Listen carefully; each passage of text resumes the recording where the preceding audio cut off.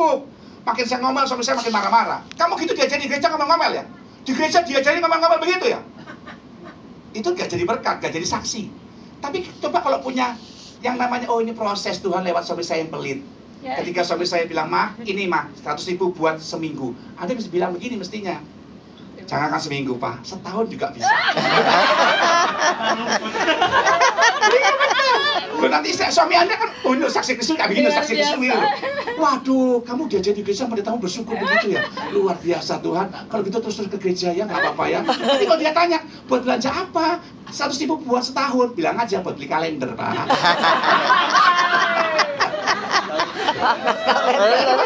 Bapak Ibu. Nah, ada juga suami yang wah ini luar biasa Bapak Ibu. Cerita Pak Pendeta, istri saya itu luar biasa. Kalau saya maki-maki, saya bentak-bentak, dia selalu diam. Selalu diam, katanya begitu. Tapi satu kali saya kaget Pak. Karena ketika saya tanya sama suami istri saya, "Ma, kamu ini kenapa sih kok tak bentak-bentak, tak marah-marah, tak maki-maki, kamu kok diam aja?" Baru dia bikin pengakuan Pak Pendeta. Pengakuan gimana? Dia bilang begini Pak, "Siapa bilang aku diam Pak? Loh, maksudnya gimana? Tiap pagi kamu kalau bentak-bentak aku, kamu kalau marah-marahin aku, maki-maki aku, tiap pagi kalau aku ngosek WC pakai sikat gigimu."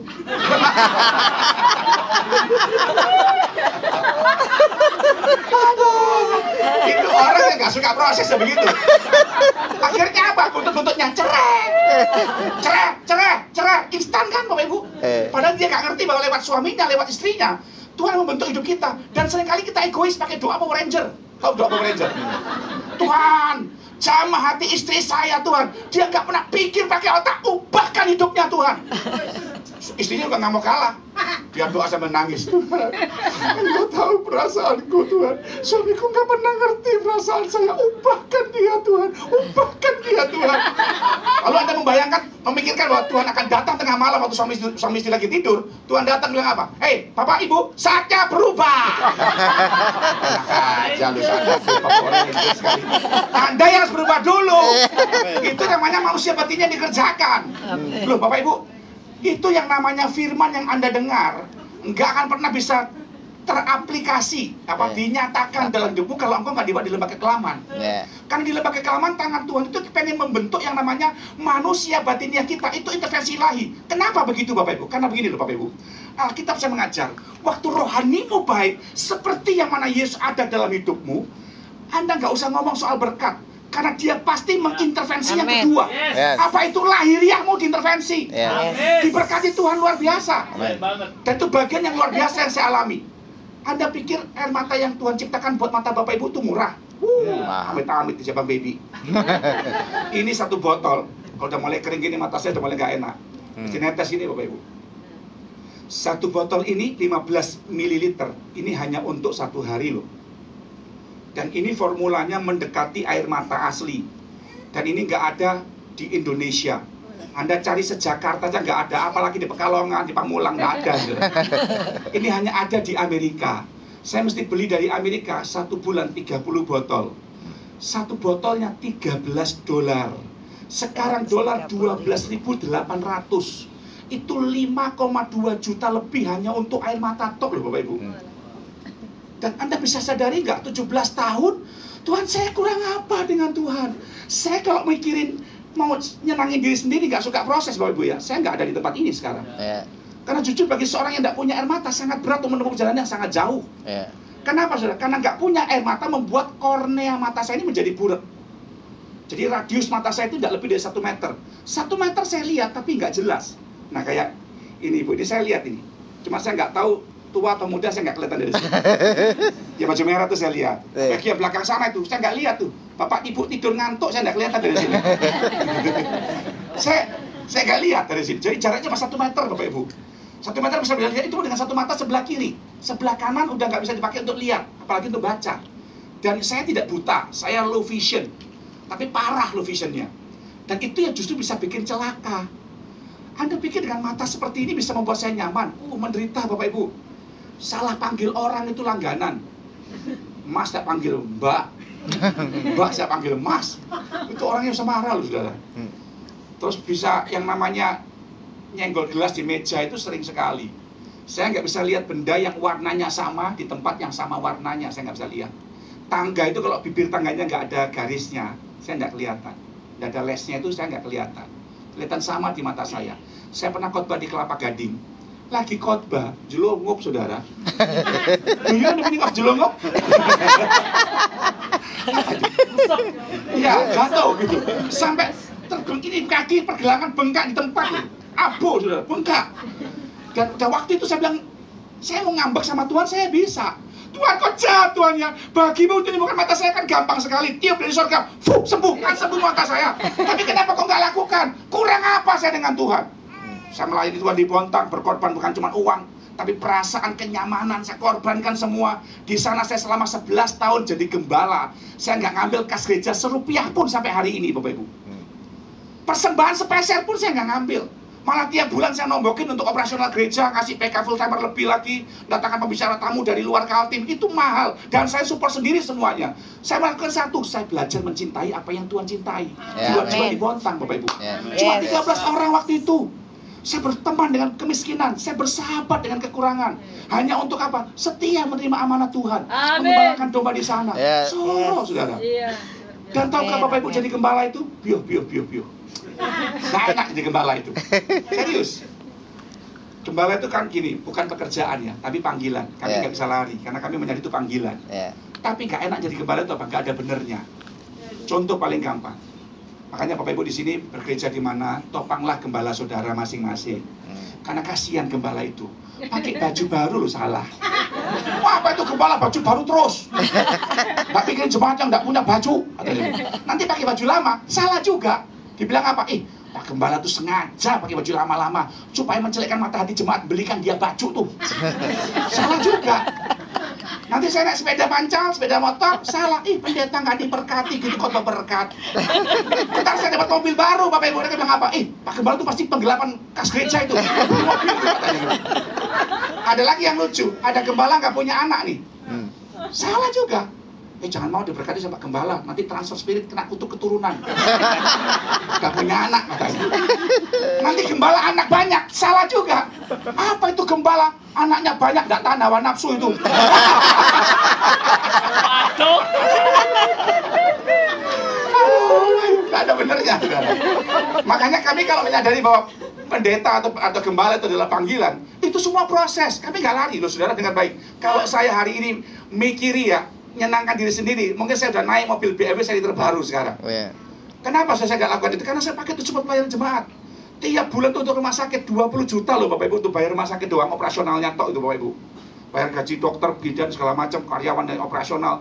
Itu 20 juta tiap bulan. Dan sudah berjalan 2 tahun, tekor terus saudara. Tapi saya memandangnya selalu ada, karena itu adalah misi, bukan ambisi. Kalau ambisi itu orientasinya diri sendiri. Semua diri sendiri. Tapi kalau misi itu untuk orang banyak. Supaya nama Tuhan dipermuliakan. Dan itu lewat proses. Dan bagian itu Tuhan ajar buat kita. Akibatnya sudah tahu apa yang saya terima. Tuhan, saya sudah lakukan semuanya buat Tuhan. Anak saya sampai sekolah di pinggir kali. Dari Samarinda tak pindahkan ke Bontang. Tidur di atas sepon tipis segini loh Bapak Ibu, 4 tahun. Tuhan hanya untuk mencintai domba-domba itu. Tuhan, pikir saya mungkin supaya Tuhan menyembuhkan mata saya kali ya. Sampai hari ini loh, Tuhan belum sembuhin. Mau ngamuk sama Tuhan, suka-suka Tuhan. Aku tadi cocok tuh Pak.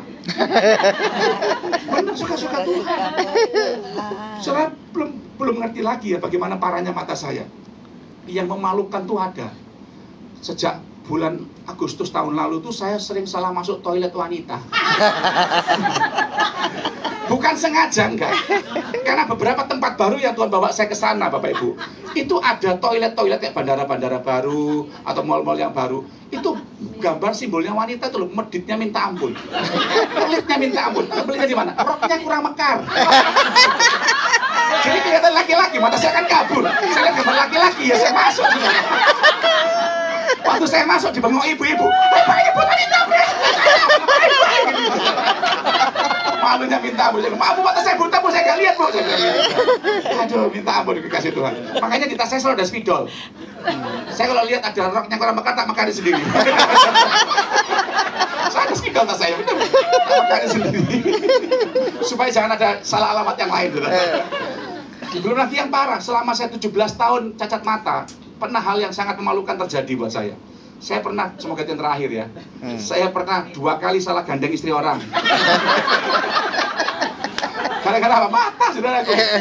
Yang menyakitkan, sewaktu-waktu maut menimpa saya, gara-gara mata banyak sekali.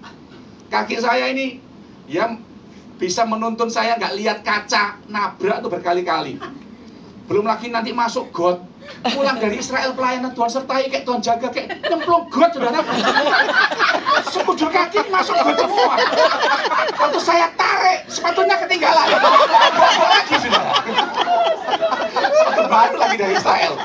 Waktu lumpur semua. Mau beli sate di Samarinda kan lewat 1:30 malam. Pak, sate Pak, bakaran kering ya Pak? Iya, saya mau duduk di tempat yang dia sediakan. Cuma lewati got. Ada papan satu yang bolong, saya nggak lihat. Masuk saya. Saya tuh bengok, Pak, tolong Pak. Satenya itu orangnya lebih abot satenya menolong saya. Pasti ngomong gini. Aduh Pak, sampean itu nolong kok di lebon. Pakai bahasa Madura. Aduh Pak, sampean itu ada lubang kok dimasukin. Tak pandang itu Bapak tak bilang, Pak, sakitnya tuh di sini. Aduh, gara-gara mata Bapak Ibu. Saya kalau mau ngamuk sama Tuhan, mau protes sama Tuhan, saya lebih kuat protesnya daripada Bapak Ibu loh. Serius. Saya punya alasan kuat untuk lebih mengeluh daripada Bapak Ibu. Tapi saya sadari bahwa mengeluh itu ekspresi ketidakpuasan terhadap apa? Proses. Ngeluh itu bahaya loh Bapak Ibu.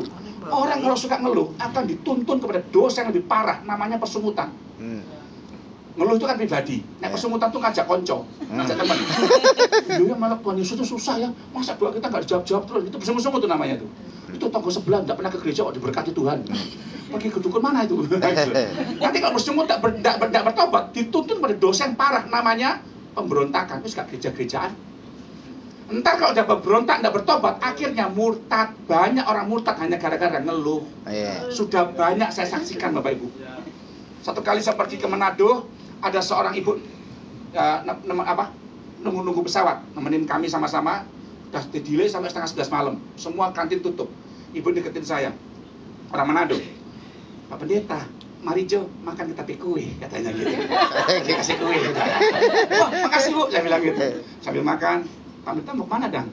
Ke Manado, saya bilang gitu. Ibu orang Manado? Iya noh, katanya. Masa tidak bedengan kita di suara, katanya. Oh iya Bu orang Manado. Ibu ke gereja mana di Manado? Wah, dia malu-malu, saudara. Terus ibu nyanda Pak Pendeta, kita nyanda ke gereja lagi. Loh kenapa Bu? Kita bukan orang Kristen lagi Pak Pendeta. Loh kenapa? Ya itu noh, kita dulu kan orang susah Pak Pendeta. Mau makan aja nyanda ada duit, katanya gitu. Mau makan aja nggak ada uang, maksudnya gitu saudara. Sampai akhirnya ketemu suami saya ini Pak Pendeta, ajak saya nikah. Wah, cucurannya aja 500 pohon kelapa, katanya gitu. Sekarang kita ikut agamanya suami saya di Kabupaten Pasir, Balikpapan. Ya, dia jual Yesus hanya gara-gara ngeluh nggak bisa makan. Dia jual Yesus hanya gara-gara apa? Bersungut-sungut. Dia jual Yesus karena nggak ke gereja. Akhirnya murtad ikut agama orang lain. Dan itu terjadi. Seorang ibu telepon saya, Pak Pendeta tolong doakan saya. Kenapa Bu? Ibu siapa namanya?